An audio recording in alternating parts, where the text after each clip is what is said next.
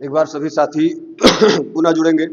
दोस्तों, मैं पिछली कक्षा में आप लोगों को आधुनिक चित्रकला के अंतर्गत जो आप जैसा कि जानते हैं कि इस चैनल पे यूपी टीजीटी, पीजीटी कला विषय से संबंधित आपकी तैयारी कराई जा रही है, वो पूर्णतः निःशुल्क। अभी हम नया बैच भी लेके आ रहे हैं, एक प्रैक्टिस बैच। उसमें अभी पहले हम प्रीवियस ईयर पेपर सॉल्व कराएंगे सन 1999 से लेकर के 2021 के मध्य जितने भी कला विषय से संबंधित यूपी टीजीटी, पीजीटी आपका चयन बोर्ड करवाया है पेपर, वो सभी पेपर मैं यहाँ पे सॉल्व करने वाला हूँ, जिससे आपकी आधी तैयारी तो ऐसे ही हो जाएगी। फिर उसके बाद मिसलेनियस या चैप्टर वाइज क्वेश्चन लेके आएंगे, फिर मिसलेनियस क्वेश्चन लेके आएंगे, फिर मॉक टेस्ट होगा, यानी तमाम प्रकार की जो चीजें होनी चाहिए सफलता प्राप्त करने के लिए, वो हर संभव प्रयास और पूर्णतः निःशुल्क किया जाएगा। तो नमस्कार, मैं राहुल सर आप सभी का आपके अपने चैनल पूर्वांचल कैरियर क्लासेस में बहुत बहुत स्वागत करता हूं। दोस्तों, मैं आपका ध्यान आकर्षित करना चाहूंगा, पिछली कक्षा में हम लोगों ने कुछ स्थानीय शैलियों पर चर्चा किया था। कंपनी शैली पे बहुत बेहतरीन चर्चा किया पिछली कक्षा में ही।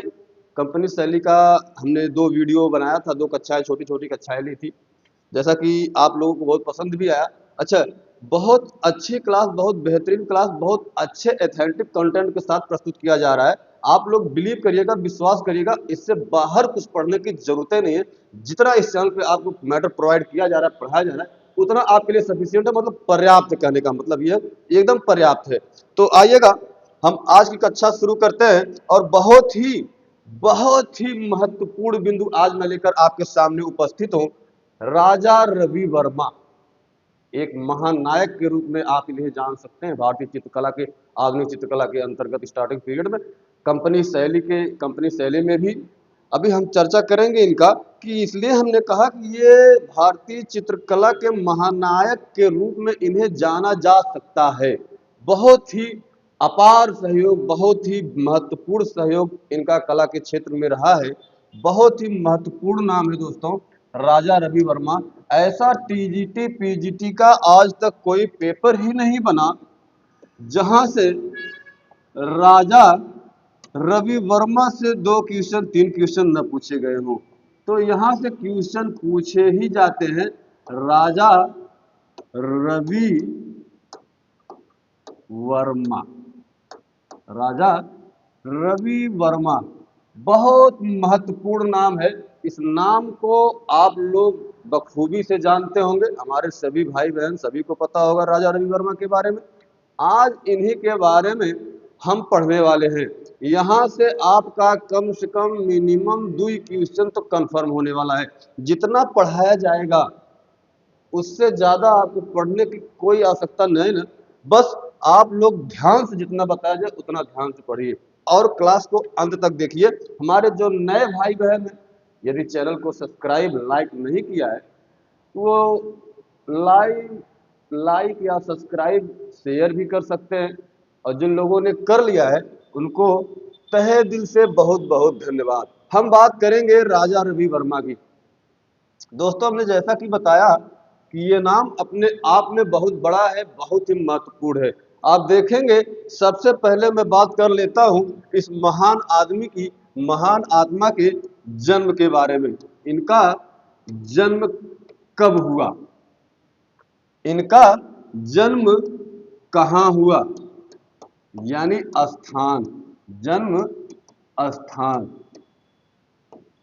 किस राज्य में हुआ, किस राज्य में हुआ, इनकी मृत्यु कब हुई और कहां पर हुई। सबसे पहले हम इन महत्वपूर्ण बिंदुओं पर चर्चा कर लेते हैं। जैसा कि आप जानते हैं कि राजा रवि वर्मा, इनका जन्म 29 अप्रैल 29 अप्रैल सन 1848, कब, 1848 ईस्वी को होता है। राजा रवि वर्मा का जन्म मेरे प्यारे भाइयों कब हुआ, 29 अप्रैल 1848 को। कहां पर, किलीमन्नूर में। कहां, एक स्थान है किलीमन्नूर, ये त्रावणकोर, आप जाएंगे केरल में, जो राज्य है केरल, केरल राज्य में एक पड़ता है त्रावणकोर। यहीं पर एक कृषि के करीब में एक गांव है, जिस गांव का नाम है किलीमन्नूर। इसी किलीमन्नूर नामक गांव में राजा रवि वर्मा का माफ करिएगा, जन्म होता है। यहीं जन्मे, यहीं पले बढ़े, और यह किस राज्य में पड़ता है? केरल में पड़ता है। अगर हम बात कर लें इनके मृत्यु की, तो त्रिवेंद्रम के पास आंट्री ट्रंगल, त्रिवेंद्रम के पास एक स्थान है आट्री ट्रंगल। यहीं पर 2 अक्टूबर 2 अक्टूबर सन 1906 ईस्वी को इस महान आत्मा का जो है स्वर्गवास हो जाता है। हालांकि आत्माएं तो मरती नहीं है। ये व्यक्ति जो थे बहुत बड़े चित्रकार थे, बहुत बड़ा नाम है राजा रवि वर्मा का। यहाँ से क्वेश्चन पूछा जाएगा तो पूछा जाएगा, और जितना पढ़ाया जाएगा क्वेश्चन उसी में से पूछा जाएगा। यह भी बात आप लोगों को याद रखना है। दोस्तों, मैं बात कर रहा हूं राजा रवि वर्मा के बारे में। आप जानते हैं कि इस चित्रकार का उदय, ये जो राजा रवि वर्मा जी हैं, इस चित्रकार का उदय एक यशस्वी चित्रकार के रूप में तब हुआ जब एशिया के सभी भागों में, एशिया के सभी भूभाग पर चित्रकला का बड़ा दयनीय दशा था, बड़ी दुर्दशा थी। उस टाइम पर इस महान चित्रकार का जन्म होता है, और यह अपनी कर्मभूमि को मजबूत करके, अपने कर्मों के बल पर, अपनी मेहनत के बल पर चित्रकला के क्षेत्र में एक बहुत बड़ा, मतलब चित्रकला को एक बहुत अच्छी दिशा और दशा देने का भी काम करते हैं। कौन? यही राजा रवि वर्मा। ये बात याद रखिएगा। आप देखेंगे कि राजा रवि वर्मा, जो हमने पिछली कक्षा में पढ़ा कंपनी शैली, तो राजा रवि वर्मा कंपनी शैली के प्रथम चित्रकार थे। याद रखिएगा, जो राजा रवि वर्मा हैं वो कंपनी शैली के प्रथम चित्रकार थे, जो पाश्चात्य विधि से जल रंग व तैल रंग दोनों में चित्रण करने का काम करते थे। ऐसे पहले चित्रकार थे राजा रवि वर्मा कंपनी शैली में, जो जल रंग और तैल रंग दोनों चित्रण पाश्चात्य विधि से करने का काम करते थे। ये बात याद रखिएगा। आगे बढ़िएगा, आगे बढ़ेंगे दोस्तों, ध्यान दीजिएगा। राजा रवि वर्मा, आप देखेंगे कि जल रंग तैल रंग पाश्चात्य विधि से दोनों क्षेत्र में, दोनों पद्धति से चित्रण करने का काम किया। दोस्तों, राजा रवि वर्मा को शुरुआती ज्ञान जो है चित्रण का, चित्रकला का शुरुआती ज्ञान उन्हीं के मामा थे, इन्हीं के मामा जी थे, मामा जी, जिनका नाम है राज वर्मा। राज वर्मा, एक समय की बात है, ये भगवान विष्णु का चित्र बना रहे थे, और चित्र बनाने के बाद चित्र को पूरा नहीं बना पाए थे। भगवान विष्णु का जो चित्र था उसे पूरा नहीं कर पाए थे। उसी बीच में किसी काम से बाहर चले जाते हैं। उसी घर में एक नन्हा बालक, बहुत ज्यादा, ये तो 14 साल तक जाते जाते एकदम पूरा सिद्धहस्त हो चुके थे राजा रवि वर्मा चित्रकला के क्षेत्र में, ऐसा कहा जाता है। तो इन्होंने जो विष्णु जी का चित्र बना रहे थे, इनके मामा राज वर्मा जी, ये अधूरा चित्र छोड़कर किसी काम से बाहर चले जाते हैं, और जब बाहर से आते हैं कुछ टाइम बाद, तो देखते हैं कि जो विष्णु जी का चित्र आधा अधूरा मैं छोड़ करके गया था, वो पूर्णतः रंग भर कर और पूर्णतः कंप्लीट कर दिया गया है, और इसके साथ साथ गरुड़ पक्षी का भी चित्र बना दिया गया है, और बड़ा ही प्यारा, बड़ा ही मनमोहक चित्रण किया गया है। वो तो एकदम भौचक्के पर ही है। आखिर ये का चमत्कार है भगवान प्रभु विष्णु जी ई का हो गया, मैं तो आधा चित्र बना के गया था, रंग भी नहीं भरा था, आपका सवारी पक्षी गरुड़ को भी नहीं बनाया था। आखिर ये कैसे हुआ? आखिर ये कैसे हुआ?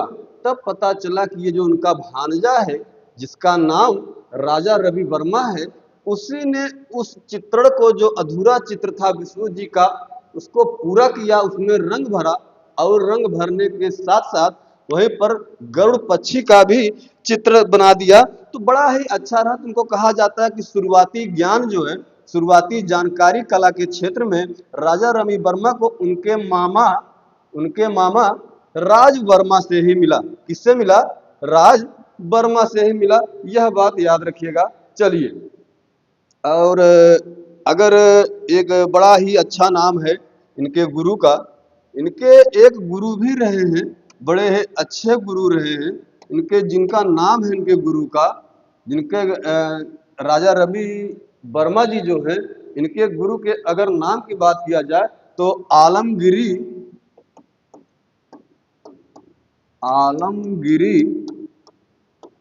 नायडू बड़े ही अच्छे चित्रकार थे। ये आलमगिरी नायडू, जो तंजौर शैली हमने पढ़ा था तंजौर राज में, उसी तंजौर राज में दरबारी चित्रकार थे। कौन? ये जो आलमगिरी नायडू हैं। आलमगिरी नायडू तंजौर राज के दरबारी चित्रकार थे। आप देखेंगे, अगर तैल रंगों की शिक्षा की बात की जाए तो तैल रंगों की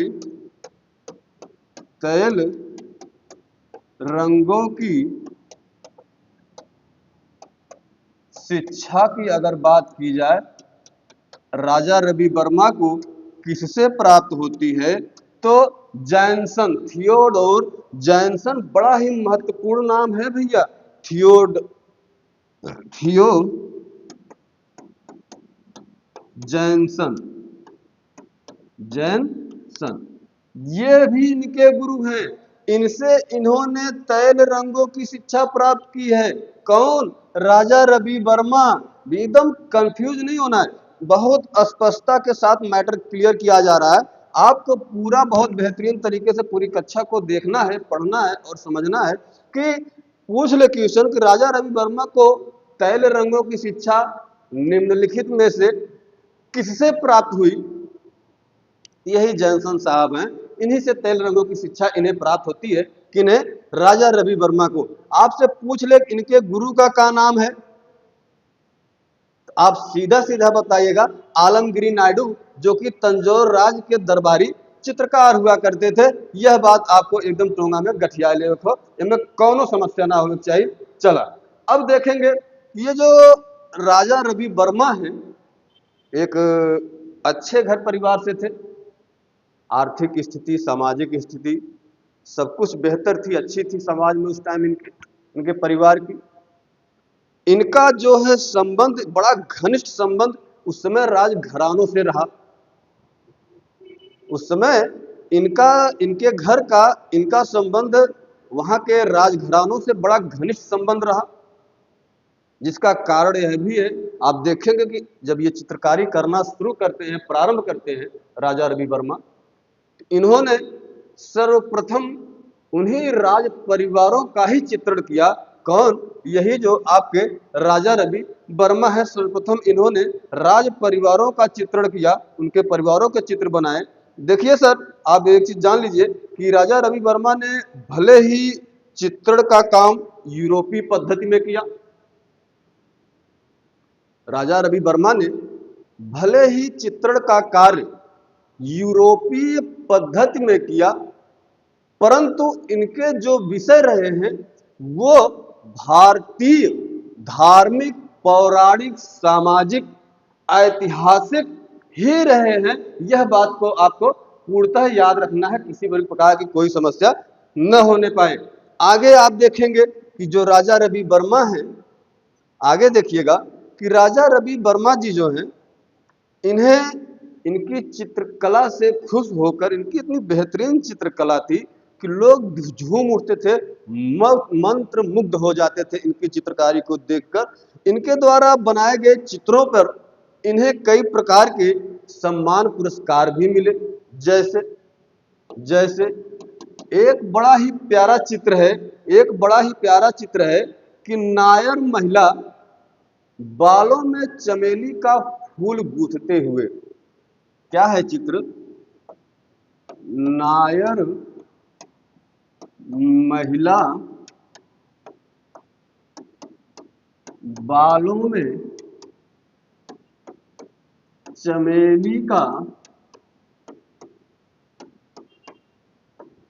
फूल गूंथते हुए चित्रित किया गया है। किसके द्वारा? राजा रवि वर्मा के द्वारा। किसका चित्र है यह? राजा रवि वर्मा। ध्यान दीजिएगा कि नायर महिला बालों में चमेली का फूल गूंथते हुए, ये जो चित्र इन्होंने बनाया है राजा रवि वर्मा ने, इस चित्र के लिए इन्हें गवर्नर जनरल का, इस चित्र के लिए इन्हें गवर्नर जनरल के द्वारा या गवर्नर जनरल का स्वर्ण पदक प्राप्त हुआ था। इतना बड़ा सम्मान इन्हें दिया गया था राजा रवि वर्मा को इस फूल के लिए नहीं, इस चित्र के लिए कि नायर महिला बालों में चमेली का फूल गूंथते हुए। क्या क्या चित्र बना गए, क्या क्या चित्रकारी करती हुई।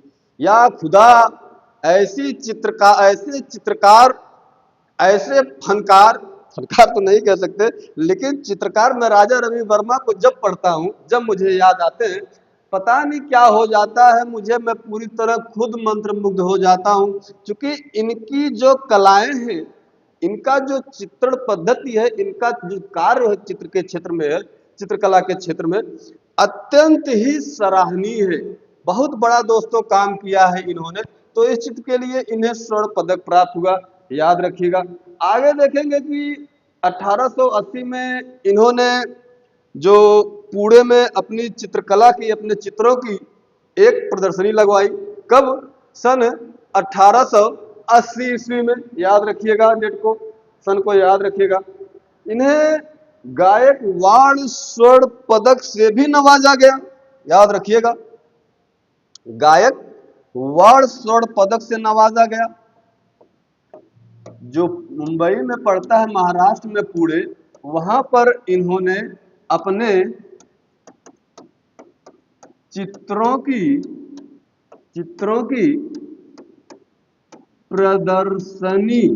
प्रदर्शनी लगाई। कब लगाई? 1880 में। याद रखिएगा, 1880 ईस्वी में राजा रवि वर्मा ने महाराष्ट्र के पुणे में अपने चित्रों की प्रदर्शनी लगवाई। और जब यह प्रदर्शनी लगी, इस प्रदर्शनी पर, इनके चित्रों की प्रदर्शनी पर इन्हें गायकवाड़ स्वर्ण पदक से नवाजा गया, सम्मानित किया गया। यह बात भी आपको याद रखना है। और सन 1904 में इनकी मृत्यु से 2 वर्ष पूर्व, पहले सन 1904 ईस्वी में इन्हें ब्रिटिश सरकार ने कैसर ए हिंद की उपाधि से नवाजा या सम्मानित किया। ये कुछ महत्वपूर्ण तथ्य हैं जहां से क्वेश्चन बनते रहते हैं। तो दोस्तों, इस बिंदु को बहुत बेहतरीन तरीके से याद रखिएगा, ध्यान रखिएगा कि 1880 में इन्होंने पुणे में एक प्रदर्शनी लगाई थी, जो कि बहुत ही लाजवाब, बहुत ही सफल प्रदर्शनी रही। बहुत ही अच्छे चित्रकला, बहुत ही अच्छी चित्र समूहों के साथ प्रदर्शनी लगाई गई, जिससे इन्हें गायकवाड़ स्वर्ण पदक से नवाजा गया। सन 1904 ईस्वी में इन्हें ब्रिटिश सरकार ने कैसर ए हिंद की उपाधि से नवाजा। किस उपाधि से भैया? इधर आइए, बस कैसर हिंद की उपाधि से नवाजा। और आपने देखा कि नायर महिला बालों में फूल गूंथते हुए, जिसके लिए इन्हें गवर्नर जनरल का, जो गवर्नर जनरल उस टाइम पे होता था, गवर्नर जनरल का या द्वारा स्वर्ण पदक से सम्मानित किया गया राजा रवि वर्मा को। ये महत्वपूर्ण तथ्य थे, महत्वपूर्ण बातें थी जिसको आपको याद रखना है। अच्छा, परीक्षा आज नहीं तो कल हो ही करेगी। मिला जुला के 4 महीना 3 महीना ज्यादा समय आपके पास, 3 महीना ज्यादा समय आपके पास नहीं। अब इतने में आप कितना तैयार है आप खुद समझिए। देखिए, वक्त है, वक्त बदलने में वक्त नहीं लगता। किसी शायर ने क्या खूब कहा है कि सुबह मगरूर को वो शाम भी कर देता है, सुबह मगरूर को वो शाम भी कर देता है, शोहरतें छीन कर गुमनाम भी कर देता है, शोहरतें छीन कर गुमनाम भी कर देता है। वक्त से आंख मिलाने की हिमाकत न कर, वक्त से आंख मिलाने की हिमाकत न कर, वक्त इंसान को नीलाम भी कर देता है। तो दोस्तों, वक्त का जो नाजायज फायदा मत उठाइए, सही वक्त पर सही काम करिए और अपनी तैयारी में धार लगाते रहिए, ताकि परीक्षा आते आते, उसकी तारीख आते आते आप पूर्णतः तैयारी कर चुके हो। तो ये महत्वपूर्ण बातें थी राजा रवि वर्मा जी के बारे में। मैं समझता हूं कि आपको सारी बातें बहुत बेहतरीन तरीके से समझ में आ रही होंगी। दोस्तों, जैसा कि आप जानते हैं कि जब राजा रवि वर्मा चित्रकला के क्षेत्र में अपना पूरा पांव जमा चुके थे और भारतीय चित्रकला को एक नई दशा और दिशा भी देने का काम कर दिया था, उस समय इनके चित्रों की मांग बहुत ज्यादा बढ़ गई थी। कहा जाता है कि ये चित्र उतना बना नहीं पाते थे, इनके द्वारा उतना चित्र उपलब्ध नहीं कराया जा सकता था जितना लोगों की मांग थी। तो जिसके लिए देखेंगे कि उस समय पर बड़ोदरा के एक दीवान थे, क्या नाम था, बड़ोदरा के